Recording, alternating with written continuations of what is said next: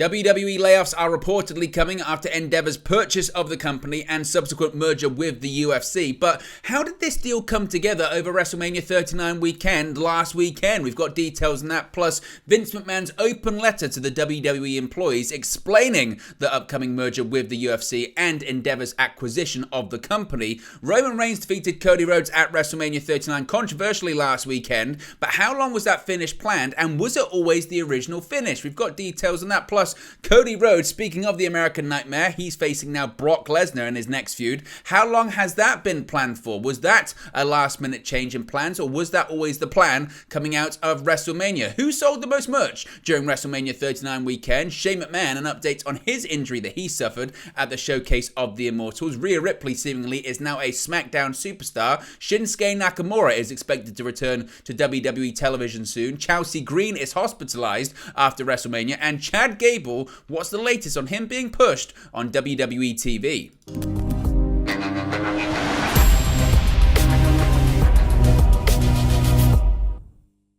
Hey guys, welcome back to Wrestling News 365. Hope everyone is doing very well. As always, there are plenty of news stories to get into in the world of World Wrestling Entertainment. And let's start off talking once again about the biggest story in WWE at the moment. That is the acquisition of Endeavor of WWE and the subsequent merger with the UFC. Now, following Endeavor's acquisition of WWE and an upcoming merger with the UFC, it sounds like layoffs are all but inevitable.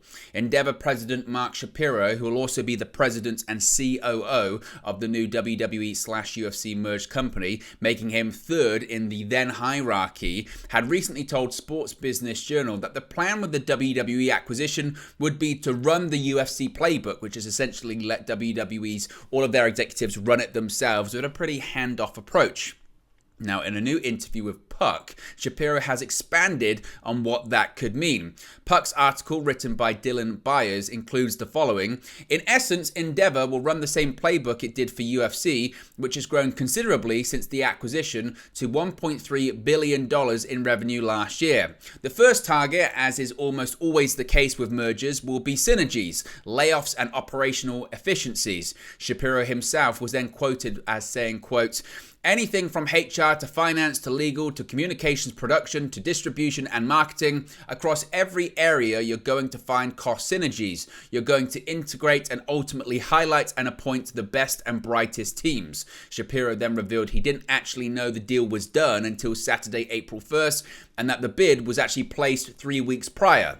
He described it as nip and tuck all the way, as rival bidder Liberty Media, which owns Formula One, was also in the running. We've got details on that again as it continues to go on. As mentioned, Shapiro will be the president and COO of the new WWE/UFC merged company, and the two people above him will be Vince McMahon himself as executive chairman, and of course Ari Emanuel as the top CEO of the entire organization. Now, what is quite fascinating, actually, as I mentioned, when it comes to how this deal was finalized and how it was put together, it really is interesting to find these new details and find these new situations about how this thing even happened. During the bidding process for buying WWE, and even after it broke on Sunday that Endeavor won the sweepstakes in a bid to merge UFC and WWE, details about what actually was going on have been pretty scarce. The main exception was last week's report by David Faber on CNBC, but even that was riddled with what he framed as guesses. That changed on Wednesday when business publication Puck, as I mentioned, published a new article about the deal by veteran media reporter Dylan Byers, who spoke, as I mentioned, to Endeavor president and COO Mark Shapiro, and has given some details on how everything went down that I just mentioned. He said, quote, until Saturday, I didn't even know we had this deal, Shapiro told Byers, with the added detail that Endeavor's bid for a majority stake in WWE had been entered 3 weeks earlier. Citing sources involved with the deal, Byers added that they made a formal pitch to Vince McMahon and Nick Khan in mid-March at the New York offices of financial strategy company The Rain Group, with a more emotional pitch coming a week later at the WWE headquarters in Stamford, Connecticut. Their biggest rival for the deal, as I mentioned previously, was Liberty Media, who are the owners of Formula One, SiriusXM, and the Atlanta Braves, with Shapiro describing the bidding war as nip and tuck all the way. The deal was apparently coincidentally finalized during WrestleMania, with Khan, McMahon, and Endeavor CEO Ari Emanuel making it official in SoFi Stadium's executive suite, although the real particulars were being handled by lawyers and bankers at the two firms' offices. matches. Shapiro was absent from WrestleMania because he stayed in New York to help finalize everything.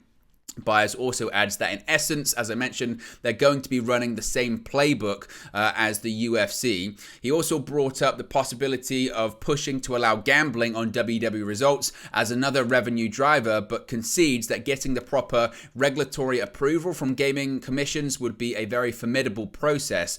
Byers added that, as has been reported previously about such efforts by WWE, it would require locking down results far in advance and protecting them in the same ways that award shows results are handled.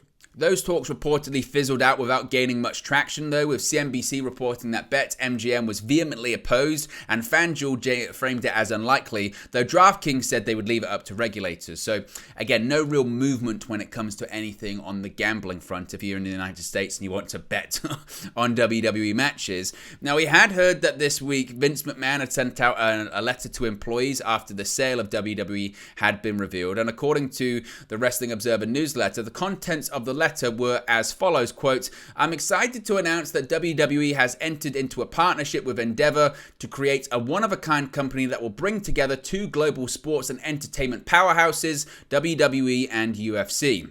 The historic alliance of these two formidable institutions has the potential to unlock vast growth opportunities for both organizations and generate an optimal outcome for our employees, shareholders, fans, and other stakeholders. We are huge admirers of the work Endeavor has done to grow the UFC brand, and they will be a perfect partner to help supercharge our growth at WWE. We are on the cusp of a new golden age for live sports entertainment, and by combining our two iconic and highly complementary properties under one roof, we will be able to fully capitalize on the rapidly expanding global appetites for live sports events and premium content.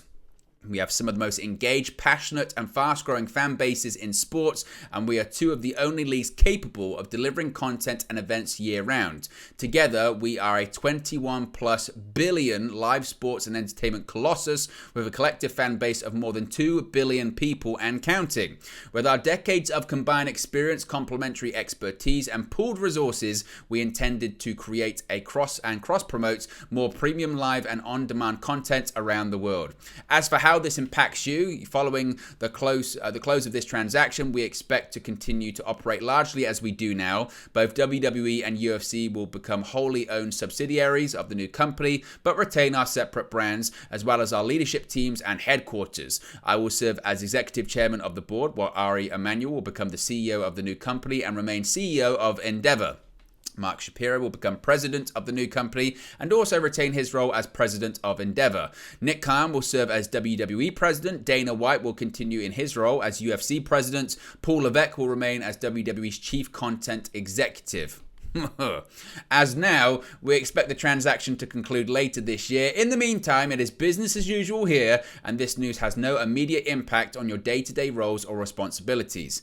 Meltzer would also report the mandatory meeting held with employees, noting, quote, "The WWE staff in Stamford had a mandatory meeting where Nick Khan read the statement from Vince McMahon that the employees had gotten earlier in the day.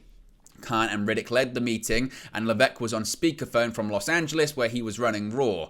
Khan said that the board of directors voted unanimously to approve the deal over the weekend. Riddick noted that they were preparing SEC filings and hoped the deal would close by the end of the year, if not earlier. However, as I mentioned just a few minutes ago, it has been reported that layoffs are expected as cost synergies are explored by Endeavor.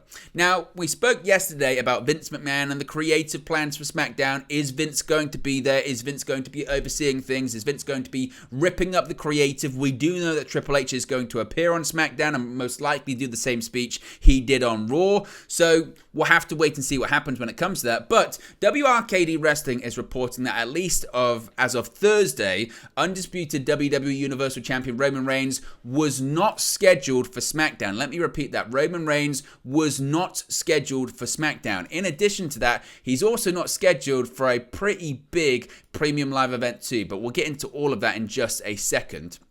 Now, as far as these plans for SmackDown, they do call for a continuation of the Bloodline storyline in the form of a segment that leads to further tension between Paul Heyman and Jey Uso. WWE has already publicly announced a match between Sami Zayn and Jey Uso for SmackDown. WRKD Wrestling later added that as of 12:20 a.m. Eastern on Friday, LA Knight was planned to be featured on SmackDown in a segment with none other than New Day member Xavier Woods. Knight, despite continuing to grow in popularity, has recently lost matches to both Kofi Kingston and Woods himself. Those plans that have reportedly leaked through WRKD Wrestling, who has developed a fantastic track record of accuracy for this kind of stuff, but WWE itself has already publicly announced some stuff for SmackDown as well, which is, as I mentioned, new Undisputed Tag Team Champions Sami Zayn and Kevin Owens will appear. We will have Sami Zayn versus Jey Uso. We know Triple H is going to be there to address the WWE Universe. We've got Rey Mysterio and Santos Escobar. We don't know if it's an LWO theme or just a tag team. They're facing off against Dominic Mysterio and Damian Priest. We know that Rhea Ripley is going to be claiming her throne on SmackDown. Of course, she's the new SmackDown Women's Champion. And we've also got Imperium versus the Brawling Brutes in a 6-man tag team match. But it's possible that any, if not all of those plans that have been publicly advertised by WWE could change at the whims of Vince McMahon, just like they did this past Monday night on Raw. Particularly in the previous Vince McMahon era of creative in WWE, WWE would often announce things for the shows that just didn't happen. So we'll have to wait and see when it comes to that. We're still waiting to see if Raw was a one-off because Vince was already in LA for all of the weekend's festivities. So if he travels to Portland for SmackDown, it suggests that he does plan on running the show on a constant basis. Now, I mentioned that Roman Reigns as well wasn't going to be there for SmackDown. And it looks like he's also not going to be there for Backlash either.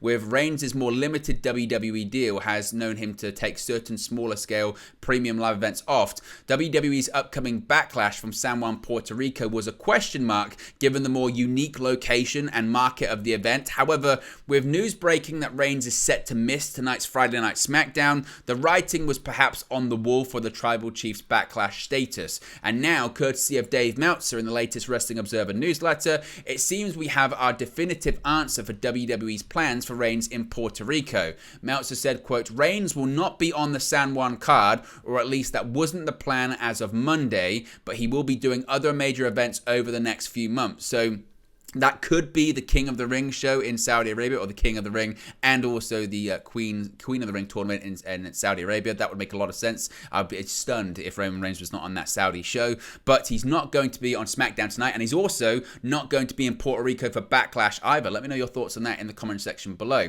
Now, speaking of Roman Reigns as well, his victory over Cody Rhodes was controversial this past weekend at WrestleMania. Of all the matches at WrestleMania 39, one stood out above all others for the result that many fans hadn't expected after weeks of build. Roman Reigns defeating Cody Rhodes to retain the undisputed WWE Universal Championship has been presented as a life lesson by a father to a young fan, and details of that event have now been revealed. In the run-up to WrestleMania 39's main event, Cody Rhodes spoke on multiple occasions and to multiple outlets about his journey and his need to finish the story. For fans seeing Rhodes seemingly unable to finish his story with a happy ending, Triple H would address the disharmony in the post-WrestleMania 39 press conference, pointing out that in WWE, stories very rarely end. Dave Meltzer has revealed when the plan for Reigns' victory came to fruition in the current edition of the Wrestling Observer newsletter, stating, quote, Reigns winning was always the plan, although it was kept secret and almost nobody knew. So, according to Dave Meltzer, the suggestion is there was never really even a consideration that Cody Rhodes was going to win that match, which leads one to question, if not Cody Rhodes at WrestleMania, if not Sami Zayn in Montreal, then who? Then when? We'll have to wait and see, but as of right now, it's not anytime soon. Now, coming out of WrestleMania, we know that Cody Rhodes is going to be facing off against Brock Lesnar at some point, some speculating it could be Backlash in Puerto Rico. And according to Sean Ross Sapp of Fightful Select, Brock Lesnar is sticking around in WWE and is now working a program with Cody Rhodes. Fightful Select had reported earlier this week that while there were some adjustments to Cody Rhodes' Raw plans, this was not one of them. Brock Lesnar and Cody Rhodes were not only scheduled to start a program before Vince McMahon, but it was planned well before that that sources familiar with the situation say that Brock Lesnar was aware of his creative plans for after WrestleMania nearly a month ahead of time. Now, they can't say that the entirety of creative knew that was the direction, but those in the know, specifically Brock, were aware that was the plan moving forward. There were hints reportedly of a heel turn in his presentation based on those that Fightful spoke to, not getting back into the ring with a mask, backing out of the ring, and some interactions with the Nigerian giants, avoiding contacts. They were reportedly meant to be hints of an upcoming heel turn for the former Universal Champion. The creative plans for Brock to stand side by side with Cody and then eventually F5 him were laid out to him reportedly a month before the Raw after WrestleMania. So I guess that would kind of go into what has been put out there by Dave Meltzer today, that it was always the plan for Reigns to win, and then it was always the plan for Brock Lesnar to feud with Cody Rhodes coming out of WrestleMania, and that was the plan as of a month ago, according to Sean Ross Sapp. Now, looking at WrestleMania, of course, it's a big merch weekend for WWE, but who sold the most? Who sold the most merchandise? With the pop-up WrestleMania shop, along with other retail channels opening a world of themed merchandise for WWE Universe, the identity of the top merch seller has been revealed for the last weekend. In addition to the popularity of generic-themed WrestleMania merchandise, Fightful Select has revealed that the top-selling individual star was none other than Cody Rhodes. Rhodes main evented the second night of WrestleMania 39 in a much-anticipated match against Roman Reigns for the undisputed WWE Universal Championship, but the American Nightmare came up short and then was attacked the following night on WrestleMania by Brock Lesnar. Now, one of the more, I guess, infamous moments coming out of WrestleMania weekend was the injury to Shane McMahon. Shane McMahon made a surprise return at WrestleMania 39, but it was short-lived as he suffered an injury in an impromptu match with The Miz. Almost as soon as the match began, McMahon attempted the usual drop-down leapfrog spot, but he tore a quad on the leapfrog and then collapsed to the ground. What followed was a brief period of awkwardness and confusion before Snoop Dogg stepped in and, via a combination of his own instincts and directions being given by referee Jessica Carr, they saved the segment. Now, according to PW Insider Elite, McMahon was flown to Birmingham, Alabama on Sunday after the incident. That means he likely underwent surgery for his injury at the Andrews Sports Medicine and Orthopedic Center in Birmingham at some point this week. WrestleMania, of course, was McMahon's first WWE appearance since the Royal Rumble in January 2022. When he was reportedly sent home and removed from creative plans by his own father, Vince McMahon, due to his conduct at the show. It was believed that Shane had tried to take some control over producing the 2022 Men's Rumble match, which led to chaos, confusion, and frustration backstage. But it has been reported that Shane has subsequently undergone surgery, so here's hoping he makes full recovery. I don't know myself if I have a desire to see Shane back in the ring, but certainly an infamous moment, and the McMahon tradition of tearing quads live at big events continues. We spoke earlier on about Rhea Ripley. It would appear that she is now a SmackDown superstar, which would make sense considering she's the SmackDown Women's Champion. Being a member of the Judgment Day, all of whom are Raw brand members, shifting to SmackDown would be a bit of a shift for the stable to have one of its key members with a blue brand championship. Ripley has recently addressed the situation on WWE's The Bump, saying, quote, "It's Monday Night Mammy, whether Bianca likes it or not. Yeah, I might be the SmackDown Women's Champion, but I ran that place with the Judgment Day and I had to go out there and take my moments. I just wanted to remind her that I'm still here and this is still my show, but this was sort of my warning to her, but also a little goodbye because I'll be stepping away more on SmackDown, but you'll still see me here and there." Ripley has been announced for an appearance on tonight's edition of SmackDown, as have her Judgment Day stablemates Dominic Mysterio and Damian Priest. They're obviously advertised for that tag team match against Rey Mysterio and Santos Escobar. So I guess the brand split as of right now is not really definitive and it doesn't really matter too much. So the idea that she would be primarily based on SmackDown but still appear on Raw is likely the destination that they go to until they decide what they're going to do with the brand split, I guess. Now, one SmackDown superstar that's looking to be returning soon is none other than Shinsuke Nakamura. It's being reported that SmackDown star Shinsuke Nakamura, who has been off WWE TV for months, could be set to return soon. Nakamura hasn't wrestled at all for WWE since January and hasn't wrestled on WWE television since way back in November when he lost to Santos Escobar in the SmackDown World Cup tournament. Remember that? There's been no explanation as of right now for Nakamura's absence. And the last time he actually was in any kind of spotlight was when he wrestled WWE Hall of Famer The Great Muta for Pro Wrestling Noah in Japan on January 1st. Now, Nakamura was in attendance for the Hall of Fame this past weekend and looks to be nearing a return. It was reported by PW Insider Elite that Nakamura is expected to be back on the road soon. There was no indication of specific plans other than he's expected to be back on the SmackDown brand. Rick Boogs, Nakamura's former tag team partner, was recently moved to Raw upon his return from his own injury, so it looks like the tag team is a thing of the past. Whether he's going to be on SmackDown tonight, we don't know, but he's expected to be back on the road soon. Now, Chelsea Green had a spotlight match at WrestleMania, but now she's actually in hospital. It's been a whirlwind few weeks for Chelsea Green. Just days before WrestleMania 39, she received a new tag team partner in Sonya Deville. Then at WrestleMania, she made her debut at the Showcase of the Immortals in a Fatal 4-Way Women's Tag Team Showcase match. Despite coming up short, she wasn't going to let that slow her down. But late Thursday night, she let the world know that she's been stopped, at least for now, by a stomach issue that landed her in hospital. Quote, "I thought I celebrated my first Mania too hard. Turns out I actually had a severe stomach bug and a distended gallbladder," Green tweeted. Still, she wasn't going to let the sudden hospital stay make her break character, not entirely anyway, adding, quote, "Thank God the manager of the ER took care of me. Will not be filing any complaints this weekend." So here's hoping she can recover very soon. Finally, there's been lots of rumors about Chad Gable possibly getting a push on WWE television. Reportedly, Triple H was a big fan. It had been previously reported that Triple H was interested in pushing Alpha Academy's Chad Gable as a more serious singles star. Gable and Otis had been on the fence about a possible split, with their long-term friendship playing a part in their concern. It had been previously revealed that Cody Rhodes actually wanted to bring Gable into AEW, and FTR's Dax Harwood also referred to Gable as the most underrated wrestler in the world. Gable has now commented on future plans in an exclusive interview with Give Me Sports, saying, quote, "We're in a very cool spot. We're still a team, but they're also using me in these singles matches, giving me some of the top guys in the company. I'm perfectly happy continuing as it is. Long term, I've explored everything is what I do in tag team wrestling, so I do want to see what I can do as a singles wrestler." So he's happy for right now, but I guess in the future, anything certainly is possible. But there you go, guys. It's the latest WWE news for you. Be sure to smash a like on the like button. Be sure to subscribe bottom right-hand corner. Let me know your thoughts in the comment section below,